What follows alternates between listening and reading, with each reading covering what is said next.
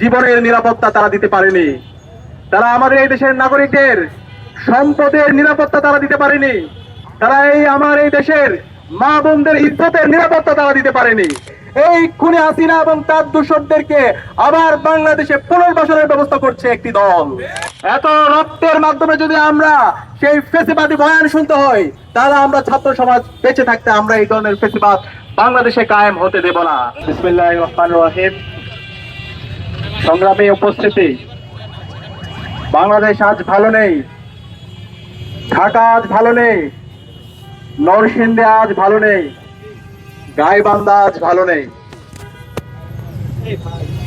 জুলাই বিপ্লব পরবর্তী এত শাহাদাতের মাধ্যমে আমাদের আশা ছিল একটা নতুন বাংলাদেশ পাবো, যে বাংলাদেশে আমার মা বোনদের নিরাপত্তা থাকবে, যে বাংলাদেশে চাঁদাবাজি সন্ত্রাস থাকবে না, যে বাংলাদেশে মাফিয়াতন্ত্র থাকবে না, যে বাংলাদেশে সকল মানুষের অধিকার নিশ্চিত করা হবে।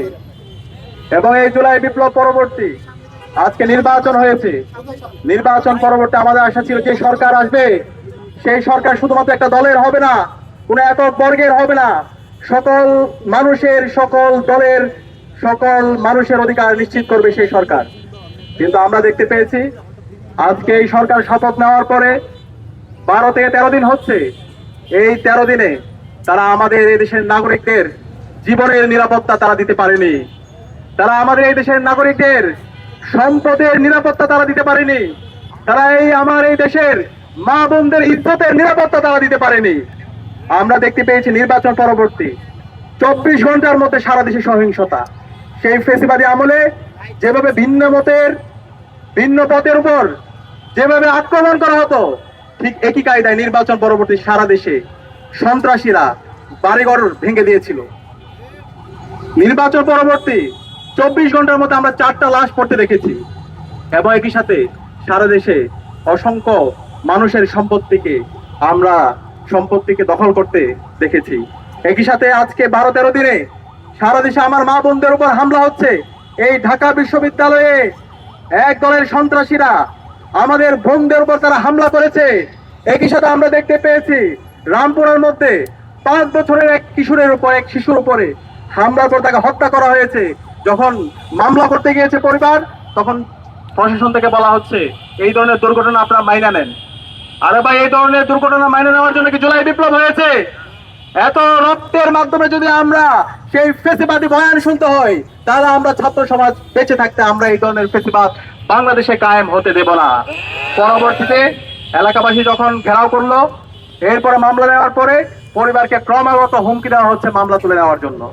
এরপর আমরা দেখতে পেয়েছি নরসিংদীর মধ্যে ইতিহাসের বর্বরচিত ঘটনা, আইএমএ জালিয়াতকে হার মানিয়েছে।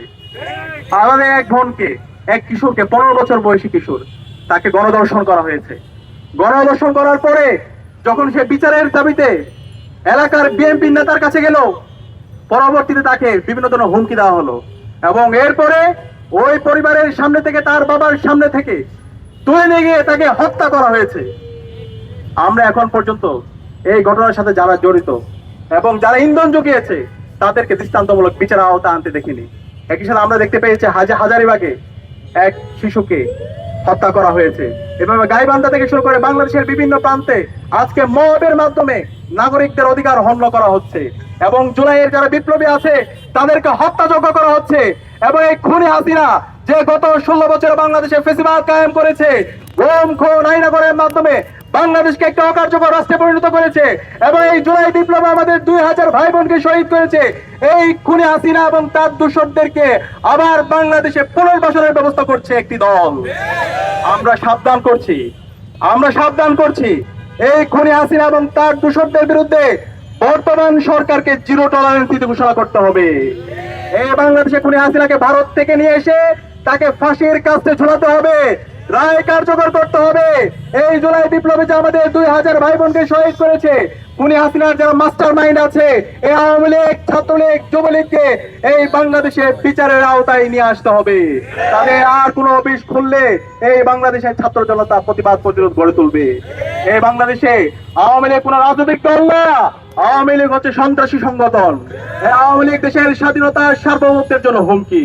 সুতরাং এই আওয়ামী লীগকে এবং খুনি হাসিনার দোষরদেরকে এই বাংলাদেশে বিচারের আওতায় নিয়ে আসতে হবে এবং সারা দেশব্যাপী যে দর্শন হচ্ছে, যে সন্ত্রাস হচ্ছে, যে মাফিয়া তন্ত্র হচ্ছে, এই সন্ত্রাসীদেরকে দ্রুত সময়ের মধ্যে অ্যারেস্ট করে তাদেরকে বিচারের আওতায় নিয়ে আসতে হবে। একই সাথে আমরা দেখতে পেয়েছি ঢাকা বিশ্ববিদ্যালয়ের শিক্ষার্থীর উপর এবং সাংবাদিকদের উপর এই সোহরাওয়ার্দী উদ্যানে পুলিশ হামলা করেছে।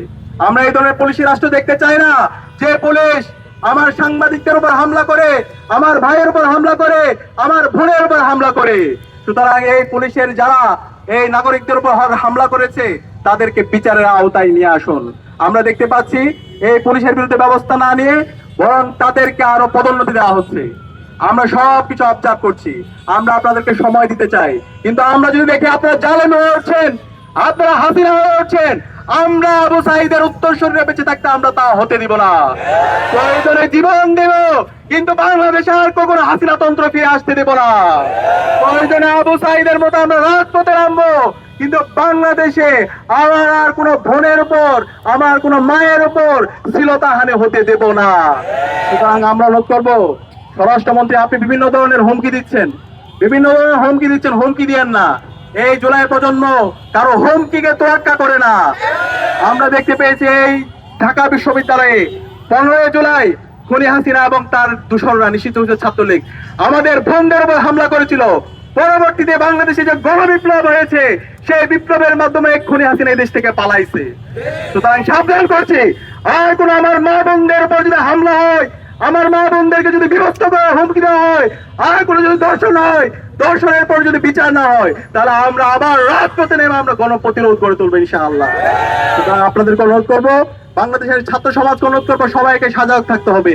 প্রতিটি পাড়ায় পাড়ায়, মহল্লায় মহল্লায়, প্রতিটি স্কুলে, কলেজে, মাদ্রাসায়, বিশ্ববিদ্যালয়ে এই দর্শকদের বিরুদ্ধে প্রতিরোধ কমিটি গড়ে তুলতে হবে।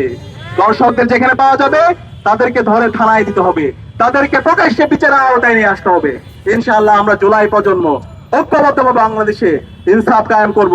শহীদ ওসমান হাদি আমাদেরকে যে লড়াই দেখে গেছে, যে আজাদির লড়াই, ইনসাফের লড়াই, ভারতীয় আধিপত্যবাদের বিরুদ্ধে লড়াই, আমার মা বোনদের অধিকার রক্ষার লড়াই, সেই লড়াই আমরা জারি রাখবো ইনশাআল্লাহ। সেই লড়াইয়ে সবাইকে নেতৃত্ব দেওয়ার জন্য উদাত্ত আহ্বান জানিয়ে আজকে আমি আমার কথা এখানে শেষ করছি। ইনকিলাব জিন্দাবাদ।